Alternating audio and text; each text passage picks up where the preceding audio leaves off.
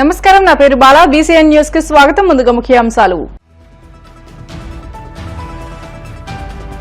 ఏ స్థాయికి ఎదిగినా ప్రజాసేవలోనే ఉంటా, టీడీపీ పాలకులు నియోజకవర్గ మినీ మహానాడులో మంత్రి నిమ్మల స్పష్టీకరణ.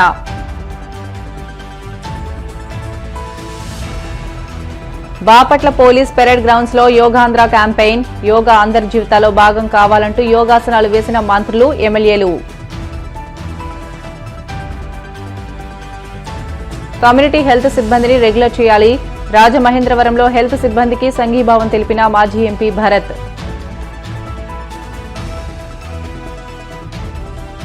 తిరుమల శ్రీవారిని దర్శించుకున్న మాజీ మంత్రి రోజా, నటి రవలి.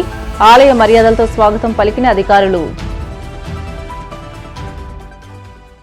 రాజకీయంగా ఏ స్థాయికి ఎదిగినా నియోజకవర్గ ప్రజల సేవలోనే ఉంటానని మంత్రి నిమ్మల రామానాయుడు అన్నారు.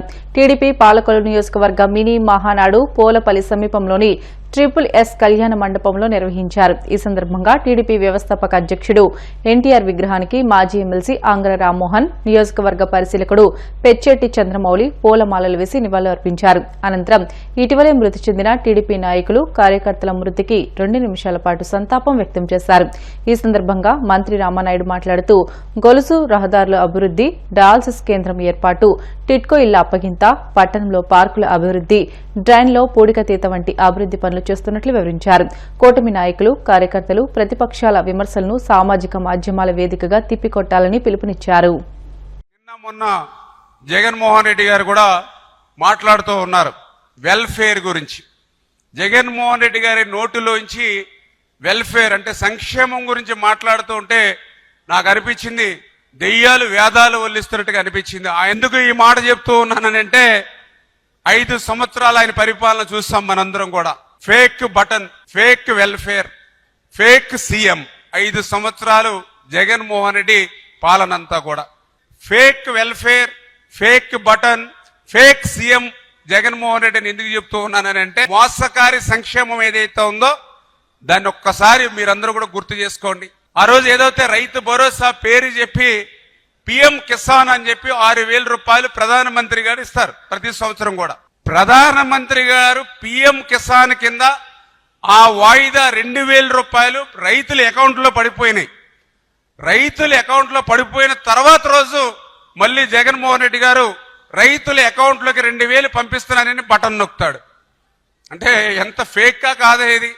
ఆల్రెడీ అప్పటికే ఒక రోజు ముందుగానే నరేంద్ర మోడీ గారి దగ్గర నుంచి మనకి అకౌంట్ లోకి డబ్బులు వచ్చేసాయి రైతులకి.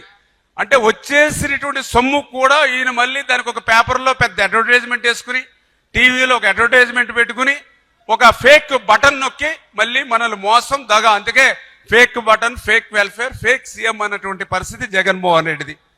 అదేవిధంగా ఆ రోజు మీ అందరికీ తెలుసు అమ్మఒడి, మనందరం కూడా చూస్తాం. ఆ రోజు భారతీరెడ్డి గారు వాడకి ప్రచారం చేస్తూ 2 బిడ్డలకి 2 15 30,000 రూపాయలు ఇస్తానని ఆ రోజు భారతీరెడ్డి వాడకి ప్రచారం చేసింది.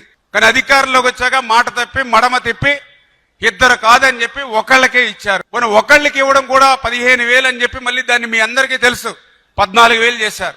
తర్వాత మళ్ళీ 13,000 చేశాడు. లాస్ట్కి వచ్చేటి కొంతమందికి 7,000 రూపాయలు అందినటువంటి పరిస్థితి. ఇంకా ఎంత అన్యాయం అని అంటే 5 సంవత్సరాల్లో మళ్ళీ మీ అందరికీ కూడా 1 సంవత్సరం ఎగ్గొట్టేసినటువంటి పరిస్థితి. మరి అటువంటి వ్యక్తి ఈరోజు మరి fake welfare, fake button, fake CM అనడంలో అతిశయోక్తి ఏమీ లేనిటువంటి పరిస్థితి అని చెప్పుకోవడం ఈ సందర్భంగా మరి మీ అందరికి కూడా తెలియజేసుకుంటూ ఉన్నా. ఆయనకు ఉన్నది 2 అమ్మాయిలు. డబ్బు సంపాదన అవసరమే ఉంది. అందుకంటే అప్పటికే తండ్రి అధికారాన్ని పెడిగిన అప్పటికే 1,00,000 కోట్లు సంపాదించాడు. 16 నెలలు జైల్లో ఉన్నాడు. 11 షార్ట్ షీట్లు ఏవన్నగా ఉన్నాడు. ఇంకెప్పుడు డబ్బుల జోలికి పెద్ద పోడేమో అనుకున్నా. కానీ ఇంకా రక్తాన్ని రుచి మరిగినటువంటి పులి ఏ రకంగా అయితే వేటాడుతుందో ఆ రకంగా డబ్బు పిచ్చి మీద ఉన్నటువంటి జగన్మోహన్ రెడ్డి 5 సంవత్సరాలు అట్లా దోచుకున్నాడు. అందుకే మళ్ళీ ఈ రోజు లూటీ దోపిడీ కోసమే మిమ్మల్ని మభ్య పెడుతూ ఉన్నాడు. మభ్య పెడుతూ ఆయనకు ఒక భయం. ఎందుకంటే 9 నెలల్లోనే ఇన్ని కార్యక్రమాలు అభివృద్ధి చేసి సంక్షేమం చేస్తా ఉన్నారు. పోలవరం కడతా ఉన్నారు, అమరావతి కడతా ఉన్నారు, స్టీల్ ప్లాంట్ ని ప్రైవేటీకరణ నిలిపేశారు, రైల్వే జోన్ తెచ్చారు, పరిశ్రమలు పారిశ్రామికతలు రాష్ట్రానికి వస్తూ ఉన్నాయి. మళ్ళీ ఇన్ని సంక్షేమం ఇంత అభివృద్ధి జరుగుతుంటే మళ్ళీ రేపు తల్లికి వందనం ఇస్తే మా పరిస్థితి ఏంటి? అన్నదాత సుఖీభావ డబ్బులు ఇస్తే మా పరిస్థితి ఏంటి? ఉచిత బస్సు మహిళలకు ఇస్తే మా పరిస్థితి ఏంటని భయం పట్టుకుని మళ్ళీ ఇది ఎవరు అని విష ప్రచారం చేస్తూ ఉన్నాడు. జగన్మోహన్ రెడ్డి నువ్వు ఎంత వద్దన్నా, జగన్మోహన్ రెడ్డి నువ్వు ఎంత గింజుకున్నా తల్లికి వందనం ఇచ్చి తీరతాము. ఎంతమంది పిల్లలుంటే అంతమందికి 15,000 రూపాయలు ఇచ్చి తీరతాము. తప్పదు నీకు శిక్ష జగన్మోహన్ రెడ్డి. అన్నదాత సుఖీభవ కింద 20,000 రూపాయలు ఇచ్చి తీరతాము రైతుకి. రేపు ఆగస్టు 15కి మా ఆడబొడుసులకి ఆర్టీసీ బస్సుల్లో ఉచితంగా ప్రయాణం ఇచ్చి తీరుతాం. మరి ఇన్ని సంక్షేమ, ఇన్ని అభివృద్ధి కార్యక్రమాలు ఈ 9 నెలల్లోనే చేశారు. ఇవి కూడా చేస్తే వైఎస్ఆర్సీపీ పార్టీకి రాష్ట్రంలో పుట్టగొత్తలుండవు. మొన్న 11 సీట్లు వచ్చాయి. ఇవన్నీ అమలు చేస్తే ఒక్క సీటు కూడా రాదనేటువంటి భయంతో, బెంగతో విష ప్రచారం చేస్తూ మిమ్మల్ని మళ్ళీ ఒకసారి మభ్యపెట్టాలని చూస్తున్నాడు. అందరూ గమనించండి. ఎందుకంటే మొన్న మీరందరూ కూడా జగన్మోహన్ రెడ్డి అంటే ఒక భూతం. మొన్న 2024లో జగన్మోహన్ రెడ్డి అనేటువంటి భూతాన్ని సీసాలో పెట్టి, బెరడా పెట్టి బిగించారు మీరు. మళ్ళీ సీసాలోంచి బయటికి రావాలనే ప్రయత్నం చేస్తుంది ఆ భూతం. అరుంధతి సినిమా, ఆ రోజు పశుపతి, ఈ రోజు జగన్మోహన్ రెడ్డి. మళ్ళీ అటువంటి వ్యక్తి కనుక మళ్ళీ ఆ బెరడా తీసుకుని సీసాలోంచి వస్తే, ఈవేళ చంద్రబాబు నాయుడు గారు, పవన్ కళ్యాణ్ గారు, అక్కడ నరేంద్ర మోడీ గారు వచ్చారు కాబట్టి ఈ రోజు మనం ఈ ప్యాంటు సొక్కాలు బట్టలు వేసుకున్నాం. అదే జగన్మోహన్ రెడ్డి తప్పుజారి మొన్న వచ్చుంటే గోసిగడ్డు కూడా మనకు ఉండేది కాదు ఈ రాష్ట్రానికి. అటువంటి వ్యక్తులు మన గురించి మాట్లాడడం హాస్యాస్పదం అని చెప్పి తెలియజేసుకుంటూ,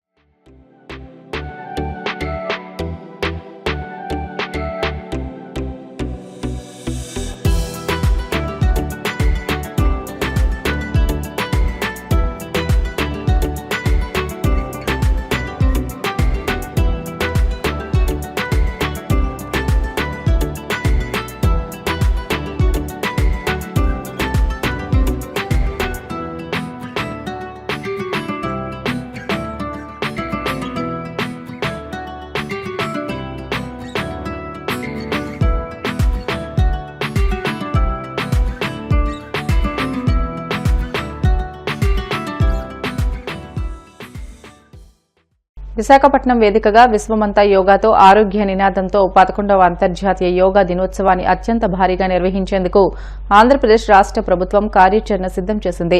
యోగాంధ్ర 2025కు విస్తృత ప్రచారం కల్పించడం, భారీ సంఖ్యలో ప్రజలను భాగస్వాములు చేసేందుకు నెల రోజుల కార్యాచరణ ప్రభుత్వం రూపొందించింది. ఇందులో భాగంగా బాపట్ల పోలీస్ పెరేడ్స్ గ్రౌండ్లో యోగాంధ్ర క్యాంపెయిన్ నిర్వహించారు. ఈ క్యాంపెయిన్లో మంత్రులు కొలుసు పార్థసారథి, గొట్టుపాటి రవికుమార్, బాపట్ల ఎంపీ కృష్ణప్రసాద్, ఎమ్మెల్యేలు పాల్గొన్నారు.